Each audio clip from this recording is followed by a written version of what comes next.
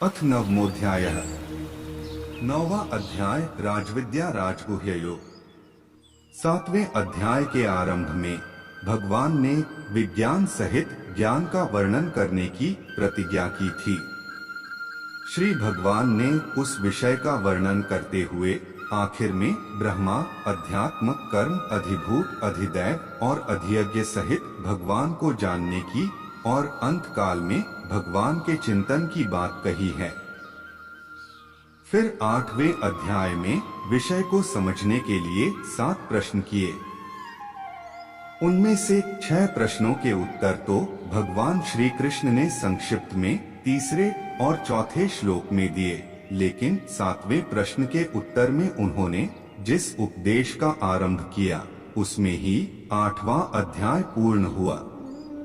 इस तरह 7वें अध्याय में शुरू किए गए विज्ञान सहित ज्ञान का अच्छी तरह से वर्णन नहीं हो पाने से उस विषय को विस्तार से समझाने के लिए भगवान इस 9वें अध्याय का आरंभ करते हैं। चलिए दोस्तों, हम भी 9वें अध्याय का ज्ञान प्राप्त करते हैं। श्री भगवान उवाच इदंतु ते गुह्यत्मं प्रवक्ष्याम्यंसूर्वे ज्ञान विज्ञान सहितम यज्ञात्वा मोक्ष से शुभात्। श्री भगवान बोले, तुझ दोष दृष्टि रहित भक्त के लिए इस परम गोपनीय विज्ञान सहित ज्ञान को पुनः भली भांति कहूंगा, जिसको जानकर तू दुख रूप संसार से मुक्त हो जाएगा।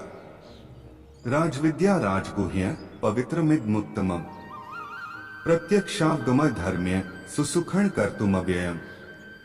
यह विज्ञान सहित ज्ञान सब विद्याओं का राजा, सब रहस्यों का राजा, अति पवित्र, अति उत्तम, प्रत्यक्ष फल वाला, धर्मयुक्त साधन करने में बड़ा सुगम और अविनाशी है। अश्रद्धानाः पुरुष धर्मस्यास्य परन्तप अप्राप्य मां निवर्तन्ते मृत्यु संसार वर्त्मनि। हे परन्तप, इस उपर्युक्त धर्म में श्रद्धा रहित पुरुष मुझको न प्राप्त होकर मृत्यु रूप संसार चक्र में भ्रमण करते रहते हैं। मया तत्मिदं सर्वं जगद व्यक्त मूर्तिना मत्स्थानि सर्वभूतानि न चाहतेष्वस्थितः। मुझ निराकार परमात्मा से यह सब जगत जल से, बर्फ से सदृश परिपूर्ण है और सब भूत मेरे अंतर्गत संकल्प के आधार पर स्थित हैं, किंतु वास्तव में मैं उनमें स्थित नहीं हूँ। न च मत्स्थानि भूतानि पश्य में योगमैश्वरम भूतभृन्न च भूतस्थो ममात्मा भूत भावना। वे सब भूत मुझ में स्थित नहीं हैं, किंतु मेरी ईश्वरीय योग शक्ति को देख कि भूतों को धारण पोषण करने वाली और भूतों को उत्पन्न करने वाली भी मेरी आत्मा वास्तव में भूतों में स्थित नहीं है। यथाकाश स्थितो नित्यं वायुः सर्वत्र गो महा तथा सर्वाणि भूतानि मत्स्थानीत्युपधारय। जैसे आकाश से उत्पन्न सर्वत्र विचरने वाली महान वायु सदा आकाश में ही स्थित है, वैसे ही मेरे संकल्प द्वारा उत्पन्न होने से संपूर्ण भूत मुझ में स्थित हैं, ऐसा जान। सर्वभूतानि कौन्तेय प्रकृति यान्ति मामिका कल्पक्षये पुनस्तानि कल्पादौ विसृजाम्यहम्। हे अर्जुन, कल्पों के अंत में सब भूत मेरी प्रकृति को प्राप्त होते हैं, अर्थात प्रकृति में लीन होते हैं, और कल्पों के आदि में उनको मैं फिर रचता हूँ। प्रकृतिं स्वामवष्टभ्य विसृजामि पुनः पुनः भूतग्राम्यम कृत्स्नं वशं प्रकृतिर्वशात्। अपनी प्रकृति को अंगीकार करके स्वभाव के बल से परतंत्र हुए इस संपूर्ण भूत समुदाय को बार बार उनके कर्मों के अनुसार रचता हूँ। न चमा तानि कर्माणि निबध्नन्ति धनंजय उदासीन वदासीन मसक्तन तेषु कर्मसु। हे अर्जुन, उन कर्मों में आसक्ति रहित और उदासीन के सदृश स्थित मुझ परमात्मा को वे कर्म नहीं बांधते। मयाध्यक्षेण प्रकृतियः सूयते सचराचरम् हेतुनानेन कौन्तेय जगद्विप्रवर्तते। हे अर्जुन, मुझ अधिष्ठाता के सकाश से प्रकृति चराचर सहित सर्व जगत को रचती है और इस हेतु से ही यह संसार चक्र घूम रहा है। अवजानन्ति मां मूढ़ा मानुषीं तनुमाश्रितम् परम भावम जानन्तो मम भूत महेश्वरम। मेरे परम भाव को न जानने वाले मूढ़ लोग मनुष्य का शरीर धारण करने वाले मुझ संपूर्ण भूतों के महान ईश्वर को तुच्छ समझते हैं, अर्थात अपनी योग माया से संसार के उद्धार के लिए मनुष्य रूप में विचरते हुए मुझ परमेश्वर को साधारण मनुष्य मानते हैं। मोघाशा मोघ कर्माणो मोघ ज्ञाना विचेतसः राक्षसी मासुरी चैव प्रकृति मोहिनी श्रिता है। वे व्यर्थ आशा, व्यर्थ कर्म और व्यर्थ ज्ञान वाले विक्षिप्त चित्त अज्ञानी जन राक्षसी, आसुरी और मोहिनी प्रकृति को ही धारण किए रहते हैं। महात्मानस्तु मा पार्थ दैवी प्रकृतिमाश्रिता है भजन्त्यनन्य मनसो ज्ञात्वा भूतादिमव्ययम्।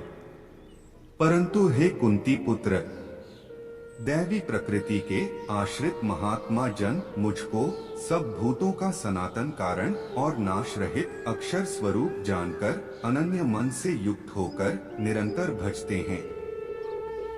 सत्तं कीर्तयन्तो मां यतन्तश्च दृढ़व्रता है नमस्यन्तश्च मां भक्त्या नित्ययुक्ता उपास्ते। वे दृढ़ निश्चय वाले भक्तजन निरंतर मेरे नाम और गुणों का कीर्तन करते हुए तथा मेरी प्राप्ति के लिए यत्न करते हुए और मुझको बार बार प्रणाम करते हुए सदा मेरे ध्यान में युक्त होकर अनन्य प्रेम से मेरी उपासना करते हैं।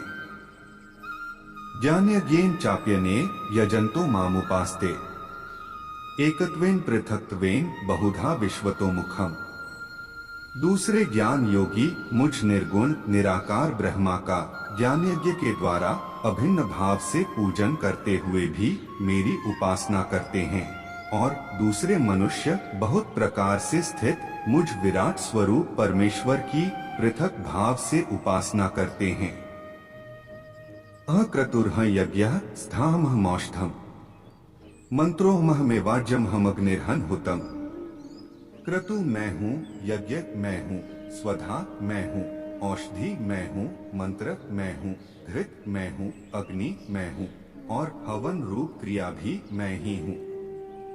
पितामहस्य जगतो माता धाता पितामह वेद्य पवित्र मोकार ऋक्साम यजुरेव च।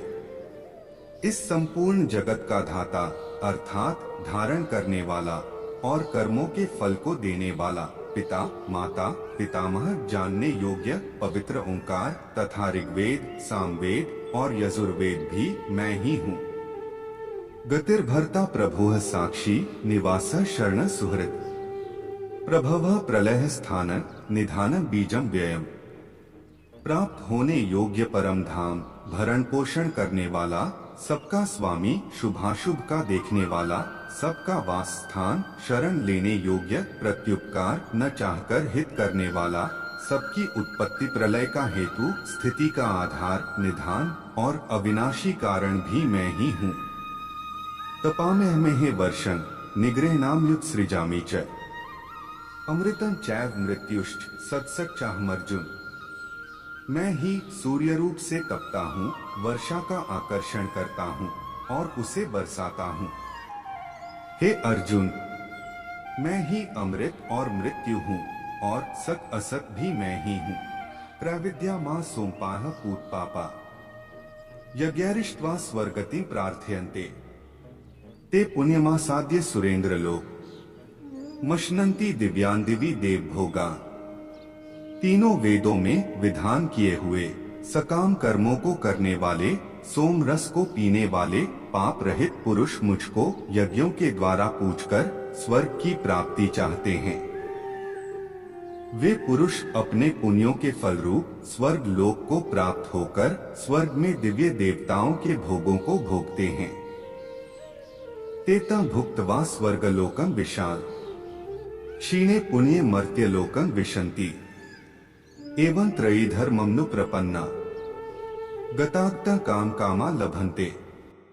वे उस विशाल स्वर्गलोक को भोगकर पुण्य क्षीण होने पर मृत्युलोक को प्राप्त होते हैं।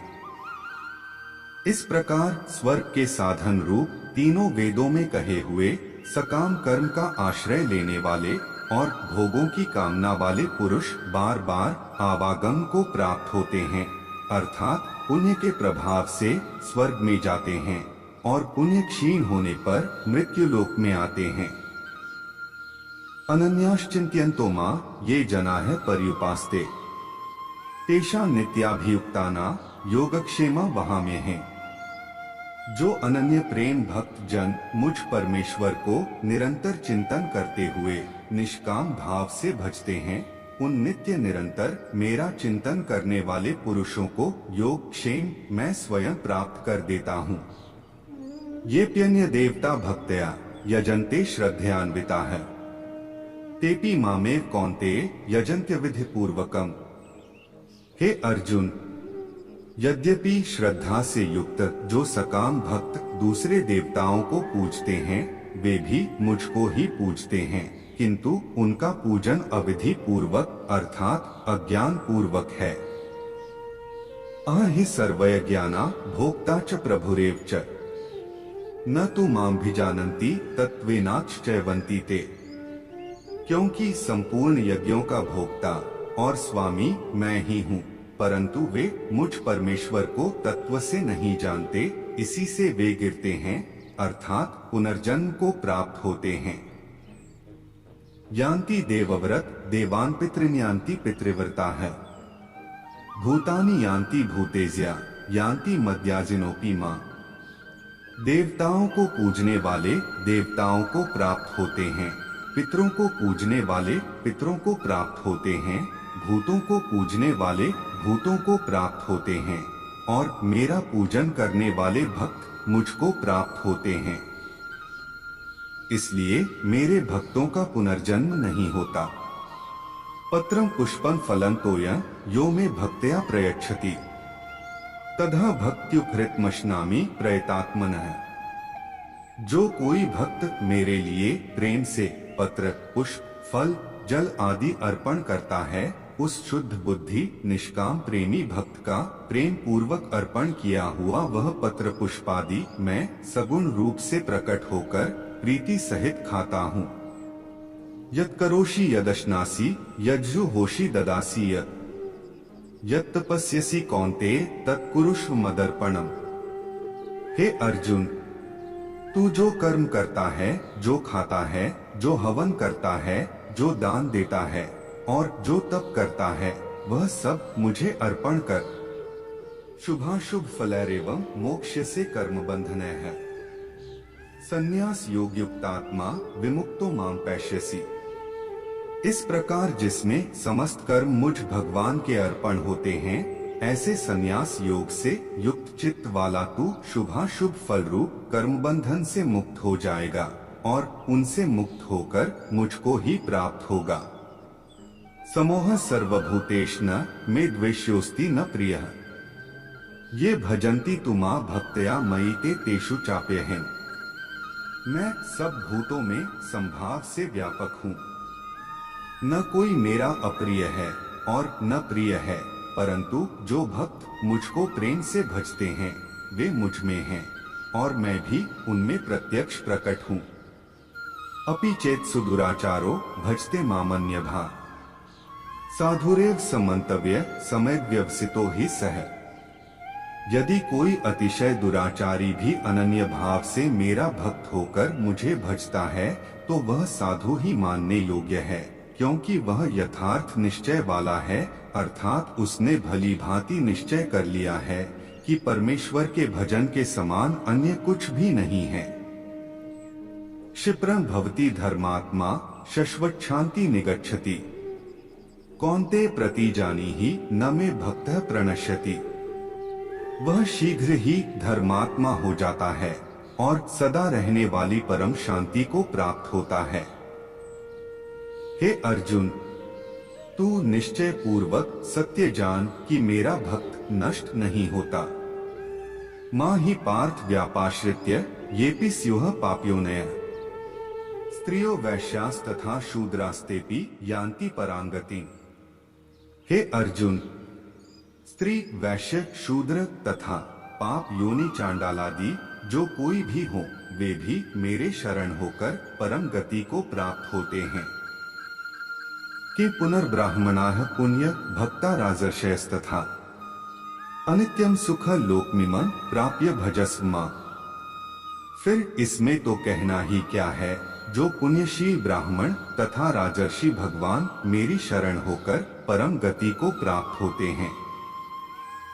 इसलिए तू सुख रहित और क्षणभंगुर इस मनुष्य शरीर को प्राप्त होकर निरंतर मेरा ही भजन कर।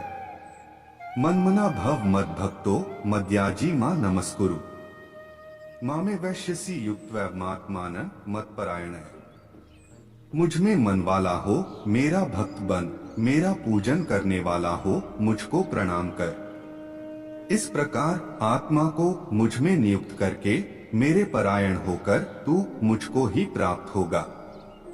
ओम तत्सदिति श्रीमद् भगवद गीतासूपनिषत्सु ब्रह्म विद्यायां योगशास्त्रे श्री कृष्णार्जुन संवादे राजविद्या राजगुह्य योगो नाम नवमोऽध्यायः।